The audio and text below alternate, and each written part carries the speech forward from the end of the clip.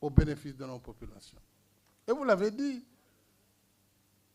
l'année prochaine, nous irons à l'Assemblée nationale avec un budget de 7 000 milliards. Le président Abdou Diouf, le président Senghor déjà, quand il partait, le budget du Sénégal était de 300 milliards. 19 ans après, il était de 596 milliards. Et 12 ans après, le président Wade, quand il partait en 2012, on était à 2400 milliards. Aujourd'hui, déjà, nous serons à 7000 milliards. Donc, ce que nous pouvons faire en termes de transformation positive pour les populations, en termes d'accès universel à l'eau, à l'électricité, à l'assainissement, en termes d'infrastructures majeures, autoroutes, routes, ponts, chemins de fer, eh bien, nos prédécesseurs n'auraient pas pu le faire parce que dans les Yemoul, il y a le Mokodef. Et cela, nous n'avons pas le droit de gâcher ça par une désunion et des combats d'ego. Et là, je m'adresse au cadre du parti. Sans exception. Personne n'a le droit de compromettre le travail qui est en perspective pour le bénéfice des populations. On doit mettre en avant l'intérêt général, l'intérêt de la coalition, l'intérêt du parti. Et si nous sommes mobilisés tous comme ça, il n'y a pas de crainte. Il n'y a pas de crainte à avoir, parce que le chemin, il est balisé. Le plan Sénégal émergent, c'est à l'horizon 2035. C'est déjà balisé. Même le programme prochain, le PAP 3, il est balisé. Et le dernier qui sera le PAP 4 dans 5 ans. Les ressources pétrolières qui excitent autant de monde, ils vont se calmer, puisque nous avons déjà balisé la gestion de ces ressources par une loi très claire qui définit les modalités d'utilisation des ressources issues du pétrole et du gaz. Nous avons défini une loi sur le contenu local. Ça, je l'ai fait parce que c'est mon devoir. Je suis quand même du métier avec Aïmé Rougning. Je ne peux pas être président du Sénégal pendant que le Sénégal rentre dans l'ère du pétrole et du gaz et ne pas baliser pour éviter les dérapages qui ont perdu beaucoup de pays. Bien sûr, le pétrole et le gaz suscitent convoitise et attirance. Et c'est en cela que nous devons rester vigilants. Vigilants dans vos communes, dans vos départements. N'acceptez pas que les gens viennent semer le désordre chez vous. Ne l'acceptez pas. Ça, c'est votre rôle politique. Le rôle politique, c'est d'abord de travailler avec les citoyens de vos communes pour sécuriser les personnes et les biens. Bien sûr, l'État sera là et fera son travail régalien. Mais avant l'État, il y a le travail citoyen. Et ce travail doit être assumé par vous, les politiques, avec les forces vives de vos collectivités.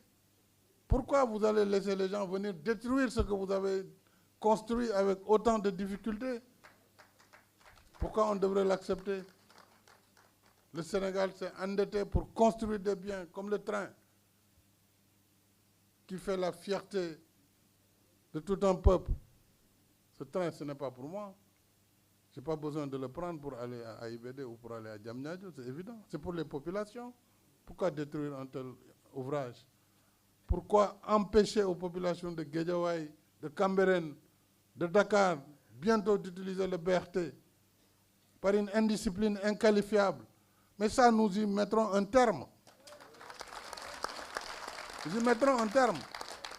Le Sénégal ne peut pas se permettre, à son niveau de développement actuel, de voir tous les investissements qui ont été réalisés être anéantis par une bande de casseurs et de voyous, comme vous le dites, sur la base de je ne sais quelle considération, vouloir détruire tout ce qu'on a construit.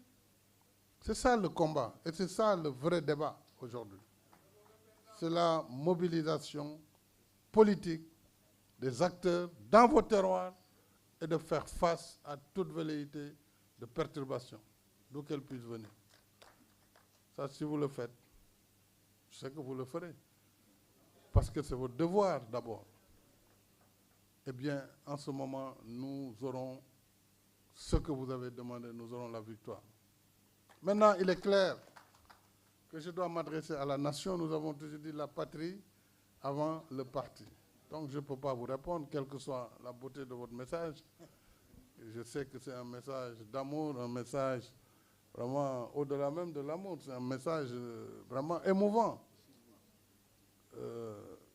Je suis très, très sensible par ce que vous avez dit et je suis surtout très touché par votre engagement renouvelé, par votre fidélité. Et croyez-moi, une fois que je vais m'adresser au pays, et c'est normal, c'est d'abord le pays qui nous a élus. Et ce sera fait le lundi, Inch'Allah, je l'ai dit. Donc, yàggatul. Kon ñu dese ay pooju xar, ils ont intérêt à commencer jël seen pooj en attendant. Donc, mbokk yi li ma bëggoon wax mooy ginnaaw bu ma am santé bu baax a baax maire yi ak président conseil départemental centre président UAM AMS ak UAL ADS agence association des départements du Sénégal ak l'union des associations des élus territoriaux ak association des maires du Sénégal ma sant aussi ñi jiite association yi ci xalaat bu rafet bi ñu am ak la chambre des élus ak les élus de Benno Bokk Yaakaar de la grande majorité de la majorité présidentielle.